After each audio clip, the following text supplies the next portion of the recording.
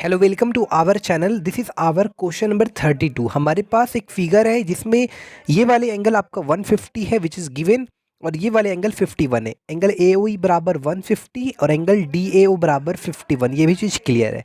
ध्यान रहे आपको यहाँ पर C E B angle C E B find करना है। सी ई बी मतलब ये वाले एंगल, और ओ सी ई यानी ये वाले एंगल आपको फाइंड करना है। ये दोनों एंगल आपको फाइंड करना है। ध्यान रहे यहाँ पर अगर आप नोटिस करोगे तो ये जो ए बी सी डी है, ए बी ई डी, ये जो कोऑर्डिनेटर है इनके जो वर्टाइसिस से इस सर्कल को टच कर रहा है।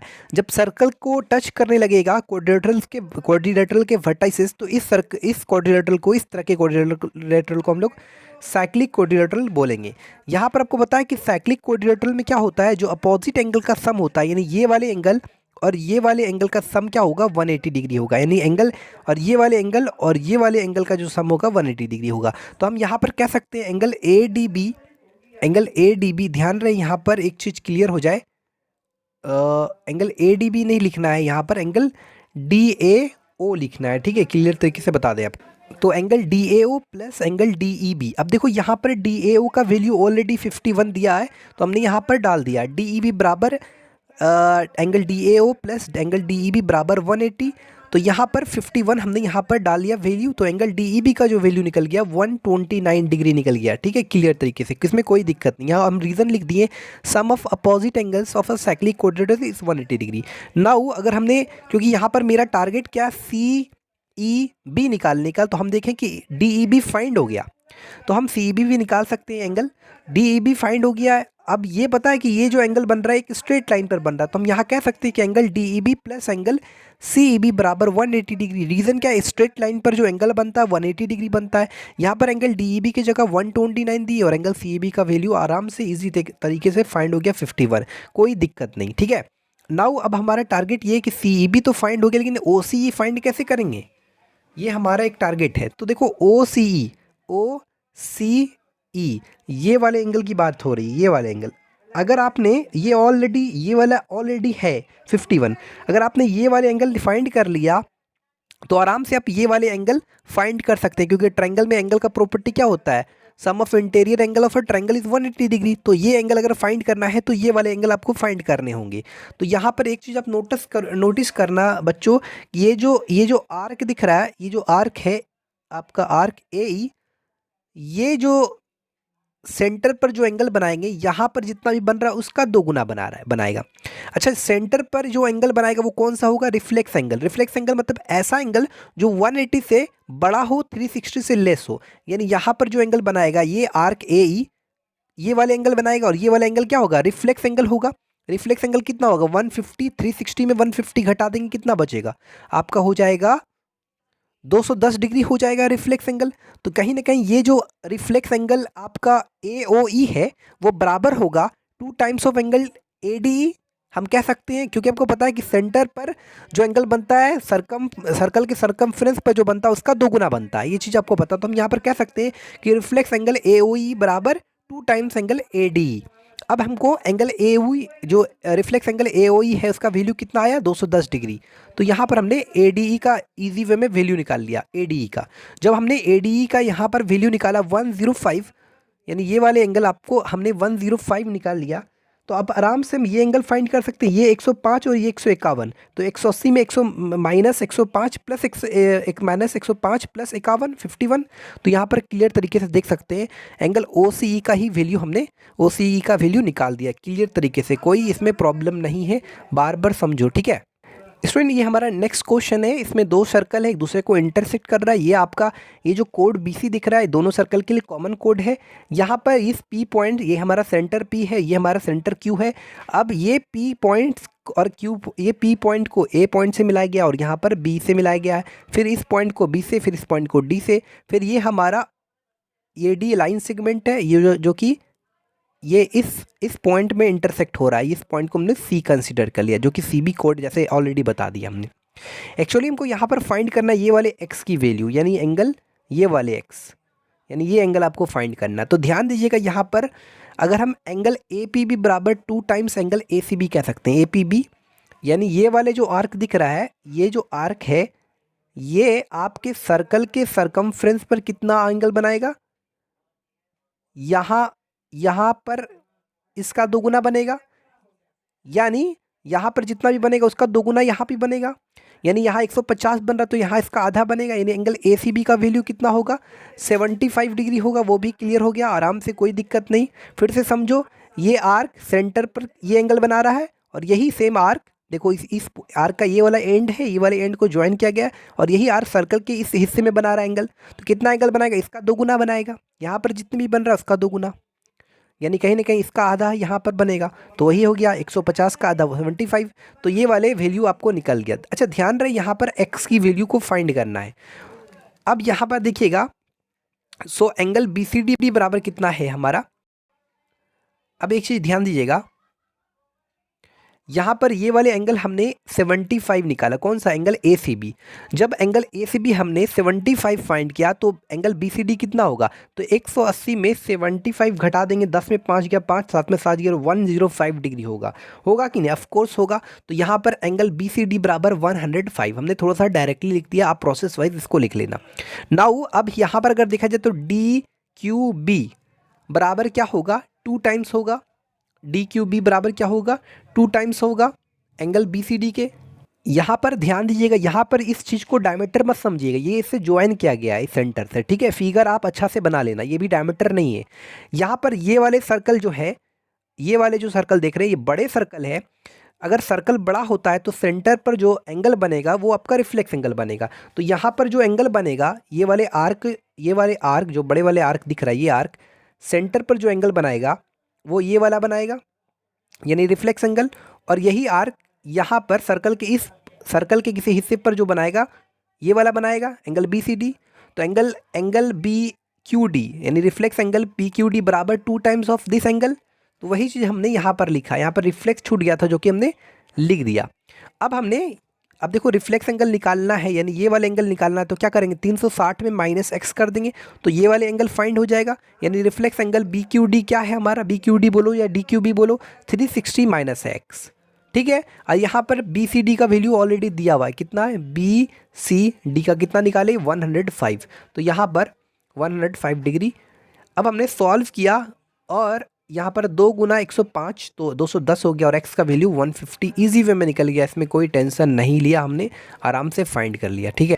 स्टूडेंट ये वाले फिगर जो दिख रहे हैं 34 नंबर है, ये वाले सर्कल और ये वाले सर्कल एक दूसरे को इंटरसेक्ट कर रहा है। यहाँ पर इस पॉइंट ए को पॉइंट पी से ज्वाइन किया गया, फिर इस पॉइंट पी को बी से पॉइंट ज्वाइन किया गया। फिर आप एक बार देख लेना ज्वाइन ए बी, फिर क्या है ज्वाइन ए बी के बाद यहाँ पर ये डी है, ये डी पॉइंट है, ठीक है। Join A B A D, उसके बाद कौन सा है बी डी, बी और डी बाद में इसको ज्वाइन किया गया है। यहाँ पर आप बोल रहा है कैलकुलेट इन टर्म्स ऑफ ए, यहाँ पर ए बी क्या है, एक आपका कोड है, यहाँ पर ए सेंटर है, इस सर्कल का सेंटर क्या है, ओ है ना। ये भी चीज़ सारा चीज़ क्लियर है आपको, ठीक है। यहाँ पर एक्चुअली फाइंड क्या करना है आपको बता दी जाए, यहाँ पर calculate in terms of A, obtuse angle find करना है ए के टर्म्स में, ये वाले एंगल और ये वाले एंगल। तो यहाँ पर ध्यान दीजिएगा, जो गिवन है वो हमने लिख लिया। यहाँ पर obtuse angle A O B, obtuse angle मतलब क्या हुआ 90 से बड़ा 180 से, obtuse angle A O B ध्यान से देखिएगा, ये वाले जो आर्क दिख रहा है, ये वाले आर्क, ये सेंटर पर जो एंगल बना रहा है, सेंटर पर ये एंगल बना रहा है, और यही आर्क आपका ये इस सेगमेंट पर यहाँ पर जो सर्कल के जो सर्कमफ्रेंस पर जो एंगल बना रहा है ये वाला हो रहा है। तो यहाँ पर हम कह सकते हैं कि obtuse angle A O B बराबर होगा, यानी ऑब्ट्यूज एंगल ये वाला angle obtuse angle A O B बराबर 2 times of angle A P B, वो चीज़ हम कह सकते हैं। यहाँ पर हमने 2 times of angle A P B का कितना वैल्यू दिया हुआ था, यहाँ पर ए डिग्री दिया हुआ था तो हमने ए डिग्री लिख दिया, हमको ए के टर्म्स में लाना था। तो ये हमारा पहला नंबर इस कंप्लीटेड हो रही है यहाँ पर। हाँ ये देखो ओ ए बी सी, ये आपका क्या एक साइक्लिक कोऑर्डिनेटर है ओ ए बी सी। अब साइक्लिक कोऑर्डिनेटर है तो इसमें जो अपोजिट एंगल का सम होगा वो एंगल ए ओ बी और ए सी बी कितना होगा, एंगल ए ओ बी और ए सी बी का जो सम होगा 180 डिग्री होगा। वही चीज़ हमने यहाँ पर लिखा है, angle A O B plus angle A C B बराबर 180 डिग्री। क्लियर है।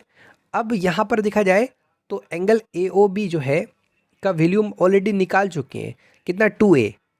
देखो ध्यान से देखो, एंगल हमको यहाँ पर एंगल ए सी बी निकालना है, ठीक है। तो हमने क्या किया, क्योंकि ये ए ओ बी एक मिनट ए ओ बी सी एक साइक्लिक कोऑर्डिनेटर है और हमको यहाँ पर एंगल ए सी बी निकालना है, यानी ये वाले एंगल। तो हमको पता है ये वाले एंगल और ये वाले एंगल का सम 180 डिग्री होता है। वही चीज़ हमने किया, यानी sum of opposite angles of a cyclic coordinator is 180 degree. Angle A O B की जगह हमने 2A लिख दिया और एंगल ए सी बी यहाँ पर निकल गया क्लियर तरीके से। तो दूसरा नंबर भी कंप्लीट हो गया। तीसरा नंबर में बोल रहा है, हमको क्या बोल रहा है, angle A D B find करने, ए डी बी फाइंड करने। एंगल ए डी बी जब बोल रहा है, angle A D B find करने बोल रहा है, देखो यहाँ पर ये वाले एंगल फाइंड करना है, ठीक है। तो ध्यान से एक चीज़ देखिएगा, यहाँ पर ध्यान से एक चीज़ देखिएगा, ये जो आपको ये जो दिख रहा है, यहाँ से जो इसी सेगमेंट पर ये भी एंगल बन रहा है और यहाँ से इसी सेगमेंट पर ये भी एंगल बन रहा है, ये कहीं ना कहीं ये सेम सेगमेंट पर एंगल बन रहा है और सेम सेगमेंट पर एंगल जो बनता है हमेशा इक्वल होता है, यानी ए सी बी और ए डी बी बराबर है। तो अगर ए सी बी का कितना वैल्यू आया 180 माइनस 2A, तो यहाँ पर लिखा है एंगल ए डी बी बराबर angle A C B. So क्या होगा, therefore angle A D B equal to 180 minus 2A। तो ये हमारा थर्ड नंबर का भी यही आंसर होगा। तो ये वाला क्वेश्चन कंप्लीट हो गया क्लियर तरीके से, ठीक है स्टूडेंट। ये हमारा नेक्स्ट क्वेश्चन है, क्या है, गिवन है एंगल ए बी सी बराबर 55 degree, to find X and Y. यहाँ पर आप देख सकते हैं here A B C D एक साइक्लिक कोऑर्डिनेटर है। A B C D cyclic coordinator क्यों कह रहा है, ए बी सी डी, क्योंकि इसके जो वर्टाइसेस इस सर्कल को टच कर रहे हैं, ठीक है, इस सर्कल को टच कर रहे हैं। यहाँ पर आपको पता है कि जो साइक्लिक कोऑर्डिनेटर में क्या होता है, उसके अपोजिट एंगल का सम 180 डिग्री होता है। तो ये y है, ये 55 है 55, तो y प्लस 55 बराबर 180, तो y का वैल्यू 125 निकल गया, सॉरी 125।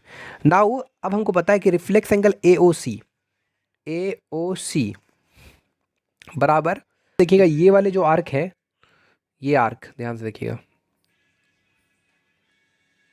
ये आर्क, ये बड़ा वाला आर्क, ठीक है, ये इसका एंड पॉइंट है, ये इसका एंड पॉइंट है। यहाँ से एक एंगल बनाया इस पे, इस सर्कल के पार्ट पे, और यहाँ से एक, यहाँ पर जो सेंटर पर जो एंगल बनाएगा, क्योंकि बड़ा आर्क है तो सेंटर पर जो बनाएगा एंगल वो आपका रिफ्लेक्स एंगल बनाएगा। तो यहाँ पर ये एंगल बना रहा है y, और यहाँ पर जो भी बनाएगा उसका 2 गुना बनाएगा।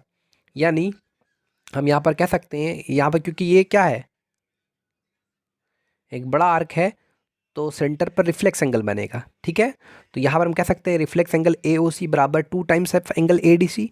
तो यहाँ पर हम एंगल ए ओ सी निकालना है, तो ये एंगल x है, तो जाहिर सा बात ये पूरा क्या होगा 360 minus x.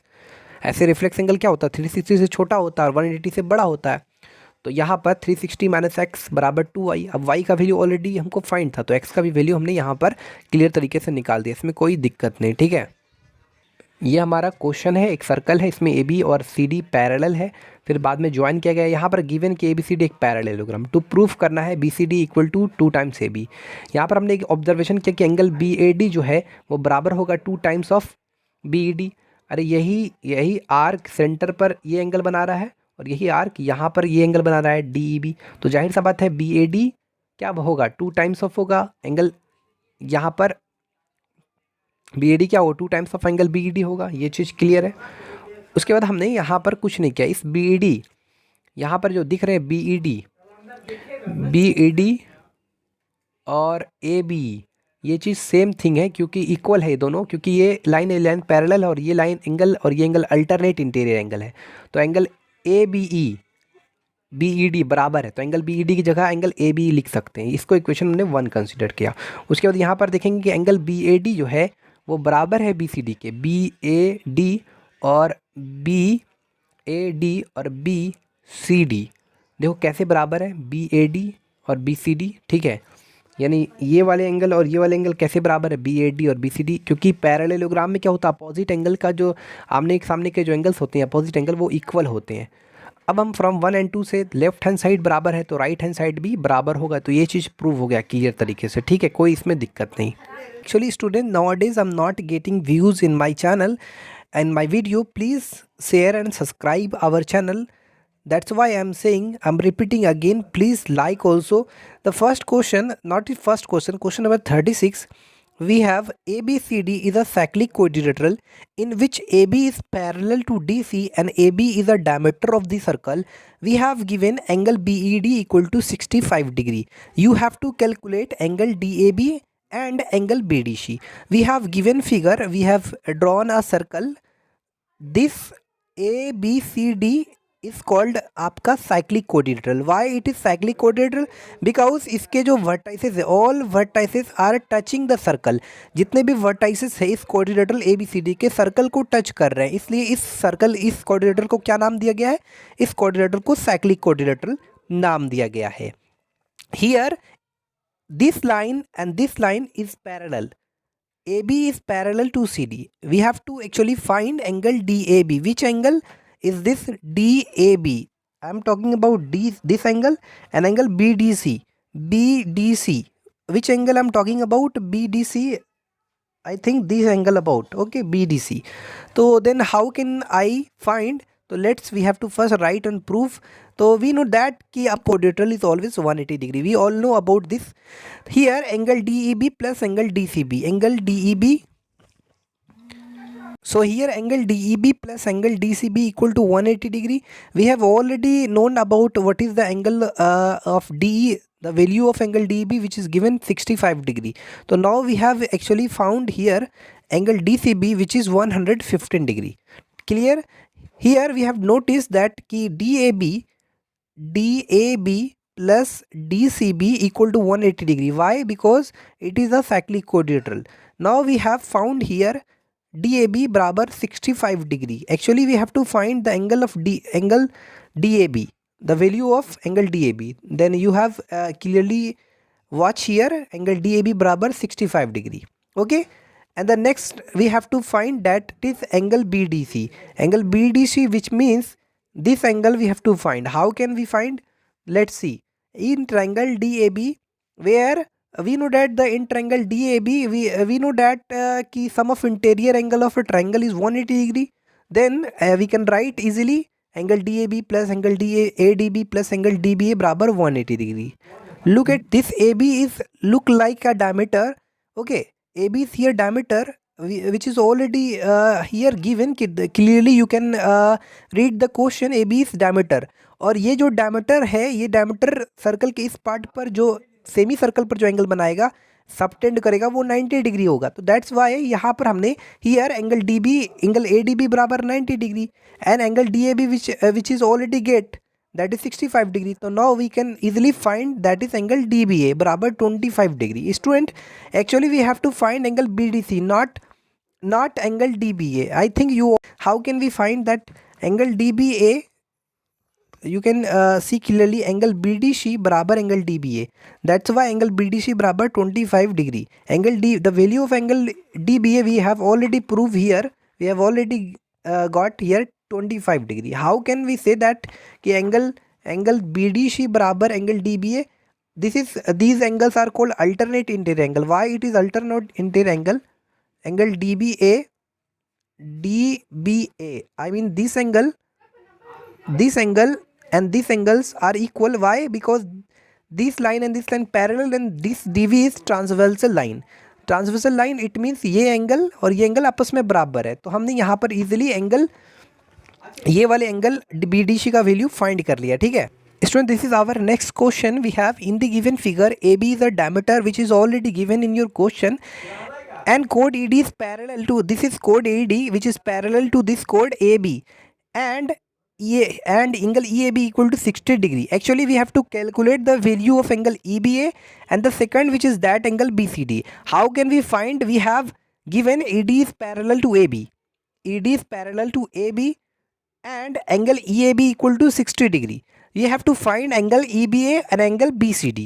Okay, we have to must watch clearly here. Angle AEB is 90 degree. Why it is 90 degree? Because angle in a semicircle is at right angle. We all know about this. Now angle AEB plus EAB plus ABE barabar 180 degree. We are taking here in triangle AB we are talking about. That's why we get here angle AB. The value of angle AB you will get 27 degree. Now angle AB barabar angle DEB which is alternate interior angles. We have already known. That's why angle DEB will be 27 degree. Now we have angle DEB equal to 27 degree. Student, we have to must remember what we have to find. Angle EBA and the second we have to find that is angle BCD.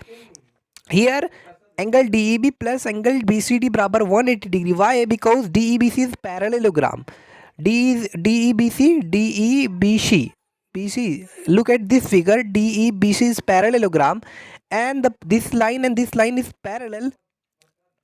Okay, actually we must clearly, actually this is not the clear properly reason. Okay, actually student, I'm just going to say you what is the actually reason about this angle DEB plus angle BCD बराबर 180.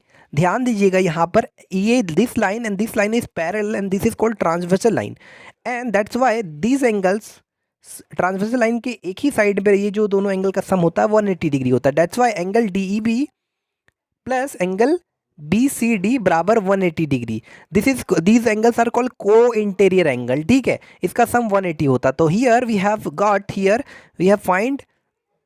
Have found that angle BCD D equal to 153.